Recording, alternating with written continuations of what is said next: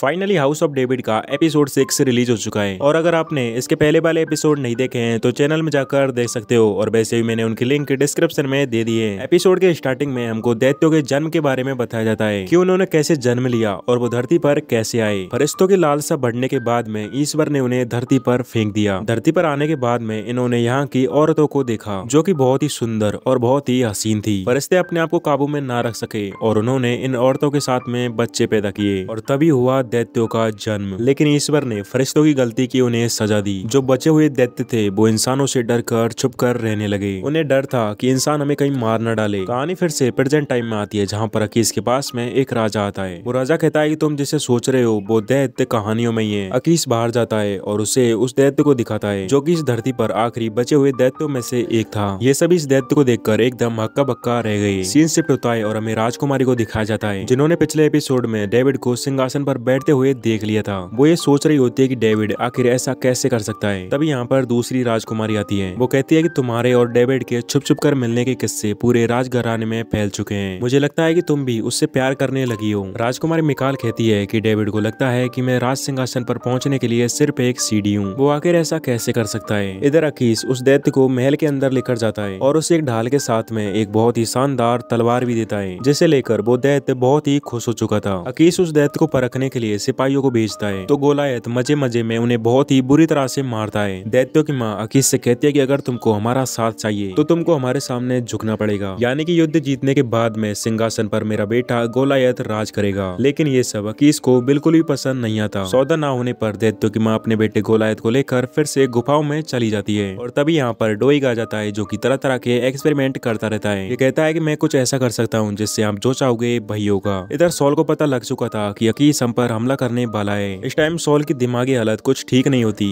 जिससे वो कहता है कि हम किसी के सामने नहीं झुकेंगे। मैं उन सबको खत्म कर दूंगा जो भी इस सिंहासन को हथियाना चाहेगा। शाम होने पर डेविड राजकुमारी से मिलता है जहाँ पर राजकुमारी कहती है कि हम कभी एक नहीं हो सकते। हाँ, मैं तुमसे प्यार करती हूँ। डेविड को ये सुनकर काफी अच्छा लगता है और वो कहता है कि हम दोनों इस महल को छोड़कर बहुत ही दूर चले जाएंगे जहाँ पर हमें कोई ढूंढ ना सके। लेकिन राजकुमारी कहती है कि नहीं, ऐसा नहीं हो सकता। मेरी जिंदगी मेरे हाथों में नहीं है। राजा की हालत अब बद से बदतर होती जा रही थी। रानी उसी तांत्रिक को बुलाती है और उसके ऊपर कुछ मंत्रों का उच्चारण करने लगती है। लेकिन तभी यहाँ पर सॉल का बेटा जोनाथन आता है और सब कुछ गिरा देता है। चीखने की आवाजें सुनकर डेविड भी वहीं पर आ चुका था। जोनाथन उस तांत्रिक को यहाँ से बाहर निकाल देता है। वो जाती हुई कहकर जाती है कि ये सब इस लड़के की वजह से हो रहा है और जोनाथन तुम कभी राजा नहीं बन पाओगे। इधर गुफाओं में दैत्य आपस में बातें कर रहे होते हैं। ये कहते हैं कि हम वहाँ पर आराम से जिंदगी जी सकते थे। तभी दैत्यों की माँ कहती है कि हम किसी की अधीनता में नहीं रहेंगे। तुम देवता हो और देवता होकर तुम किसी की अधीनता कैसे कर सकते हो। हम कल ही यहाँ से निकल जाएंगे क्योंकि हमारे ठिकाने के बारे में सबको पता चल चुका है। दैत्यों की माँ जैसे ही अपना सामान लेने के लिए बाहर जाती है तो वहाँ पर डोइग आता है और एक खंजर से दैत्यों की माँ को मार डालता है। गोलायत को चीखने की आवाज आती है और वो दौड़ता हुआ बाहर जाता है। दैत्यों की माँ मरने से पहले कहकर जाती है कि सॉल वन से मेरा बदला जरूर लेना। गोलायत को यहाँ पर बहुत ही गुस्सा आता है और वो जोर जोर से चीखने लगता है। सुबह होते ही हमको डेविड को दिखाया जाता है जो कि इस महल को छोड़कर यहाँ से जा रहा होता है क्योंकि डेविड को रानी ने यहाँ से निकाल दिया था। डेविड के पास में दूसरी राजकुमारी आती है और वो यहाँ पर डेविड के काफी करीब हो जाती है। लेकिन डेविड कहता है कि मैं सिर्फ मिकाल से प्यार करता हूँ और इतना कहकर यहाँ से निकल जाता है। इधर जोनाथन सैमुअल को ढूंढने के लिए अपना घोड़ा लेकर निकल जाता है और काफी मीलों सफर तय करने के बाद में आखिरकार वो एक ऊंची पहाड़ी पर पहुंचता है। यहाँ पर जोनाथन को अपने दिमाग में कुछ विजुअल्स नजर आने लगते हैं एंड जैसे वो आगे बढ़ता है तो सैमुअल उस पर हमला कर देता है। इन दोनों के बीच में लड़ाई चली रही होती है। तभी जोनाथन कहता है कि मैं हूँ आपका जोनाथन। सैमुअल कहता है कि ओ जोनाथन तुम। एक दूसरे के सामने बैठने के बाद में जोनाथन पूछता है कि आखिरकार आपने किसको चुना है। सैमुअल कहता है कि तुम्हारे पिता अपने आप को परमेश्वर समझता है और इसलिए ही उसकी ऐसी हालत है। हाँ, मैंने किसी को चुना है और उसके अंदर इतना धैर्य और साहस है कि वो पूरी दुनिया को विजय कर सकता है। उसके राज्य का कोई अंत नहीं होगा। जोनाथन यहाँ से जाते टाइम एक खाई में बहुत सारी सेना को देखता है। वो तुरंत जाता है और महल में सबको इसके बारे में बता देता है। डेविड भी पैदल चलते चलते आखिरकार अपने घर पर पहुंच चुका था जहाँ पर उसकी बहन और उसके पिता उसे देखकर बहुत ही खुश होते हैं। इधर हम गोलायत को देखते हैं जो कि अकीस के पास में जाता है और कहता है कि मैं आपकी तरफ से लड़ूंगा और सॉल वंश को दिखाऊंगा कि मौत क्या होती है। इसी के साथ इस एपिसोड का एंड यहीं पर हो जाता है। वीडियो अच्छी लगी हो तो वीडियो को लाइक और बेल आइकन को ऑल पर सेट कर लेना ताकि जैसे ही इसका अगला एपिसोड रिलीज हो तो आपको नोटिफिकेशन मिल जाए। तब तक मिलते हैं नेक्स्ट वीडियो में। Good bye.